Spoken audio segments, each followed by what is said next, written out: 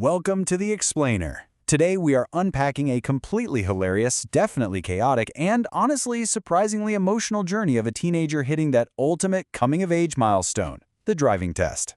I mean, if you've ever felt the sheer terror of parallel parking while a total stranger with a clipboard judges your every move, or if you're a parent dreading the day you're suddenly fired as your kid's personal chauffeur, you are going to find a lot of familiar ground here. So, let's just get right to it.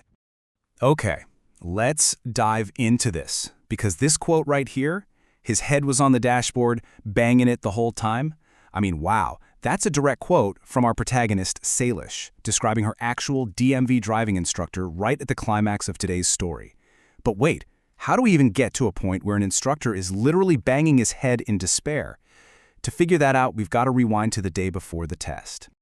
Section 1. The end of an era. Dad's nostalgia versus daughter's independence. So, here's the inciting incident of our narrative.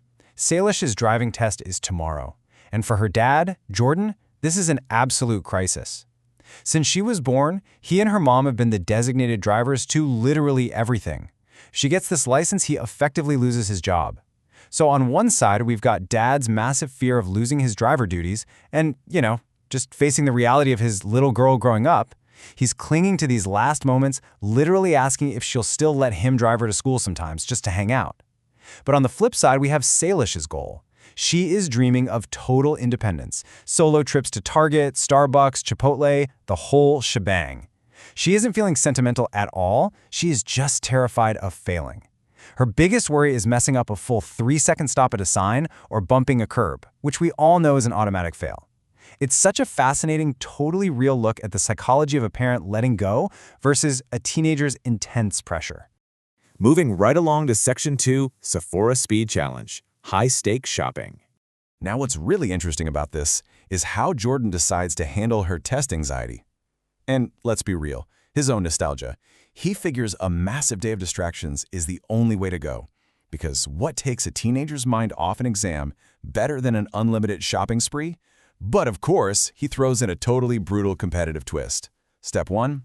Salish has to use the world's absolute smallest shopping cart. I mean, tiny.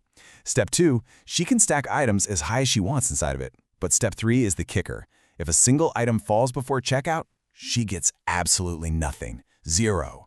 And on top of all that, she only has exactly 10 minutes to pull this off. 10 minutes! The clock is ticking and the pressure is totally on. Salish is practically sprinting through the aisles, delicately stacking tiny products like her Sincerely Yours lip glosses. The tension is insane as she tries to balance a bottle of perfume on this tiny wobbly metal frame. But you know what's really sweet? Amidst all this wild chaos and the countdown, she actually uses the challenge to secure a beautiful Mother's Day gift for her mom. Just a super sweet moment of composure in the middle of a high-stakes sprint. Section 3. Cringe on the big screen. A theatrical trip down memory lane.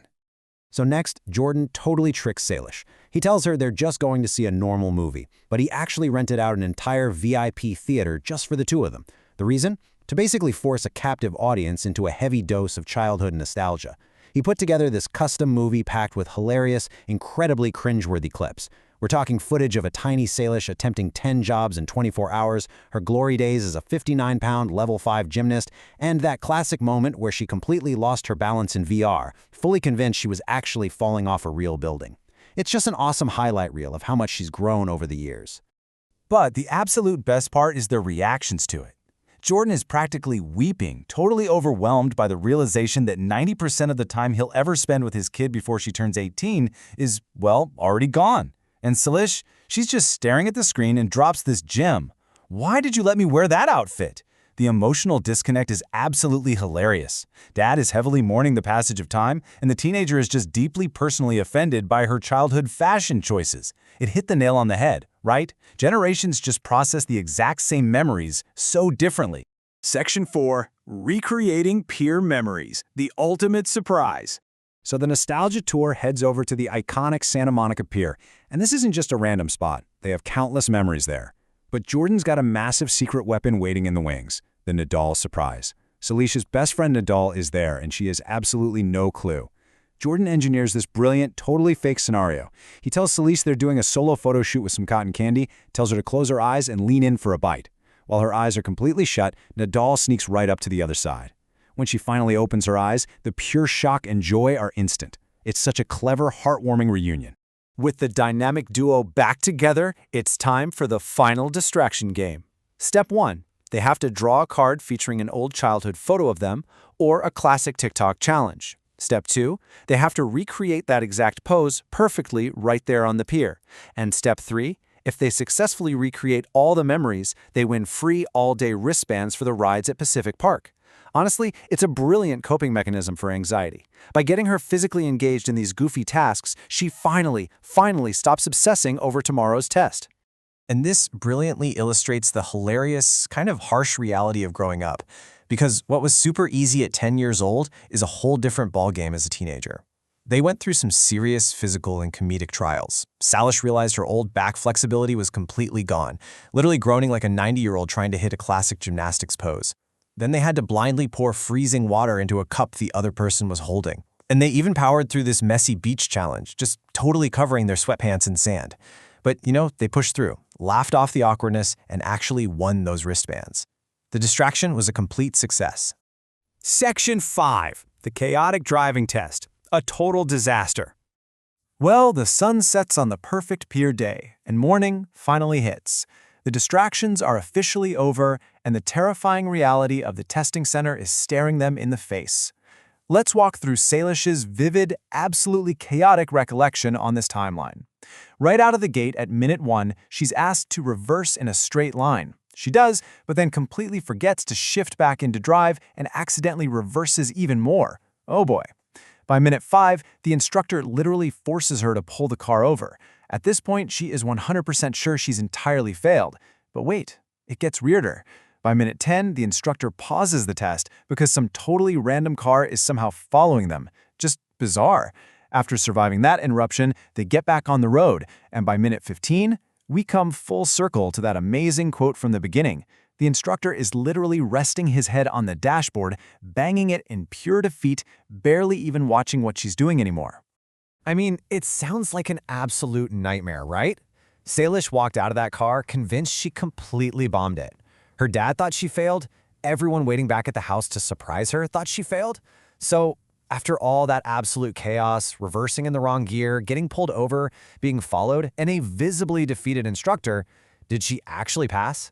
Against all odds, the chaotic reversing, the dashboard headbanging, she actually passed. No way, right? The relief and pure shock in that room is just palpable. It's this unbelievable, hilarious victory that totally flips a disastrous story into a moment of pure, amused celebration. Back at the house, grandparents and best friends were all waiting to shower her with congratulations on the big milestone. The Anazala family brought this epic Target gift basket, which, honestly, they were very relieved they didn't have to go return. Little Mila gifted her a beautiful handmade friendship bracelet that Salish promised she'd wear literally for the rest of her life. And Noah handed over this really sweet surprise gift bag. It was just the perfect, heartwarming resolution to a wildly stressful test.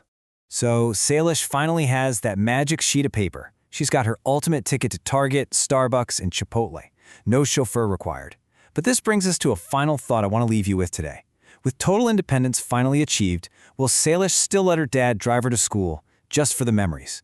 It's that bittersweet reality of growing up, right? Gaining the total freedom to go absolutely anywhere you want, but realizing that sometimes the best part of the whole journey was whoever was sitting in the driver's seat next to you. Thank you so much for joining me for this explainer. Keep learning, and I'll catch you on the next one.